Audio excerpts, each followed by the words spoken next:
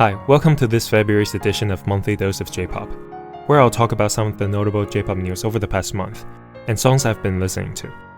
Let's begin with Ado. Ado starred in the newest commercial for Maru Beni. It was actually the first time she physically appeared in a commercial, and hopefully we'll see more in the future, although they will all probably look dark as hell to hide her face. We also got a sneak peek of her new song Rockstar, which is included in her upcoming Best album.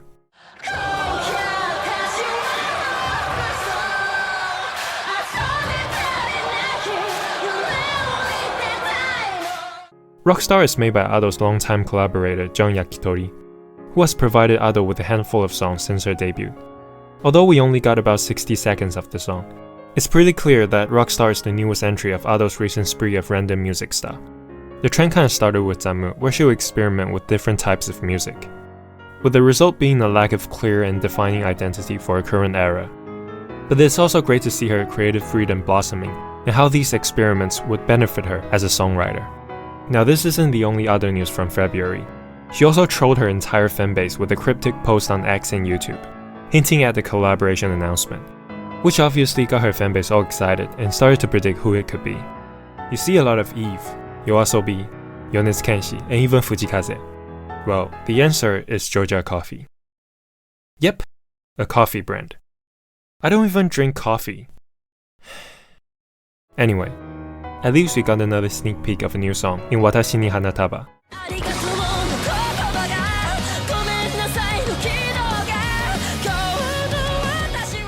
Watashi ni Hanataba is made by Honeyworks, and will also be included in her upcoming Best album. The last time Ado and Honeyworks crossed paths was when she covered Kawekite Gomen in her Utatemida album. It's comforting to know that no matter how popular Ado becomes, she'll always find her way back to Vocaloid. Speaking of new songs, CreepyNuts released their 7th album, Legion.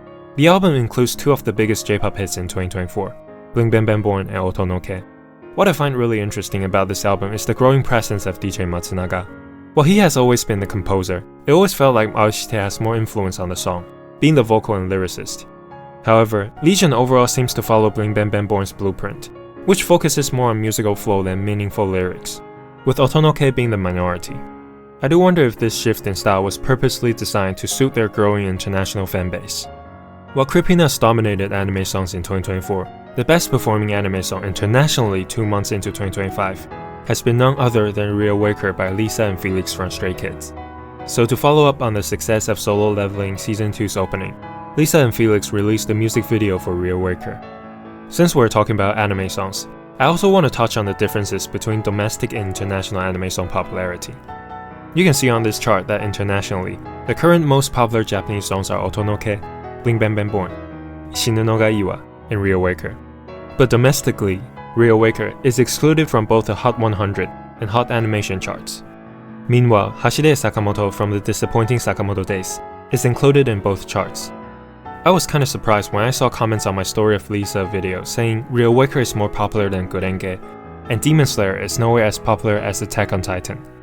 That's when it struck me that despite how convenient the internet is, and how invested anime fans can be in Japanese culture, it's really easy to be trapped in your own bubble and become oblivious to reality.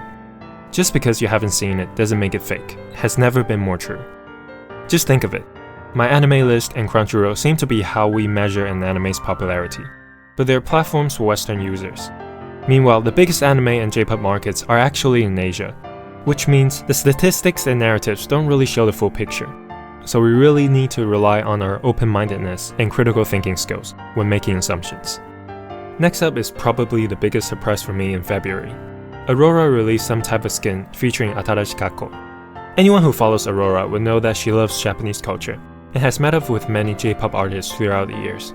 For Atarashi Kako, they first met when both sides performed at the Summer Sonic 2024 in Japan. I know they have a good relationship, but I never would have expected Atarashi Kako to appear on her song. Not to mention one of my favorite songs on the What Happened to the Heart album. Well, if Aurora is open to collaborating with Japanese artists, it would be amazing to see her with Tejima Aoi or Aime. Their voices would suit her music perfectly. This brings us to the last few pieces of news.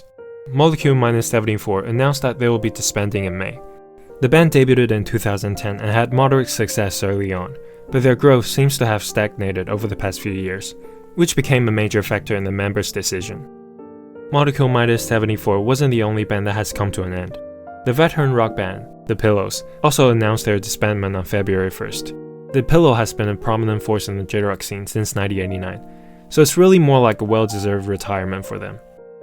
Moving on to the last segment. Here are some of my favorite songs over the past month. Coming up at number 5 is Fu'u by Chili Beans.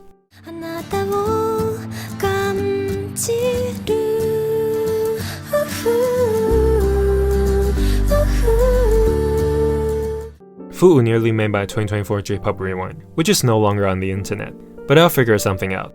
The song is, how do I put it? Very simple. There is no huge revelation with the lyrics, and musically it's mainly just acoustic guitar and lead vocal Moto's voice.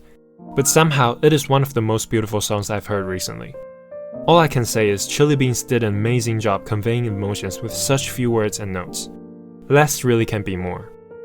At number 4 is Aida Nanda Furi Kazashite by Royal Gal.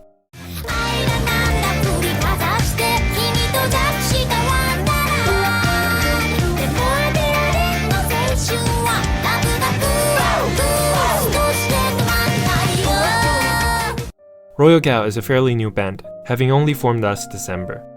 And Aida Nanda Furi Kazashite is their debut single. The song is really polished considering it is their first song. It has a certain charming tackiness that feels retro, which kinda reminds me of Sakanakshou. At number 3 is Music by Ivy.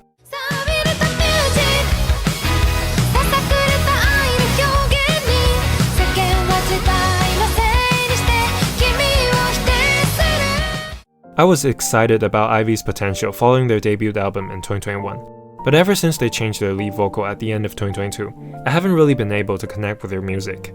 That is until their newest single, Music. The song is incredibly catchy, and the lead vocal, Kamo, has a really gorgeous high note.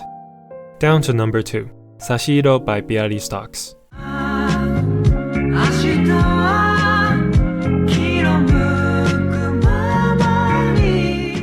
Every once in a while, you'll come across a song so good that it makes you speechless.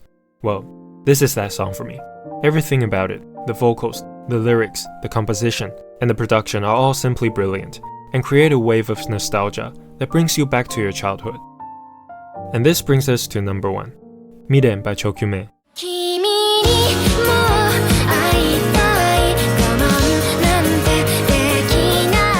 The reason why I put Miren at number 1 is simply because Chokyume has been my most listened to Japanese artist in February.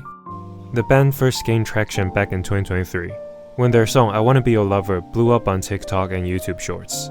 So I've always been aware of their existence, just never properly listened to their songs, until their latest single, Miren. And after a tour through the rabbit hole, now it's at number 1. What songs have you been listening to lately?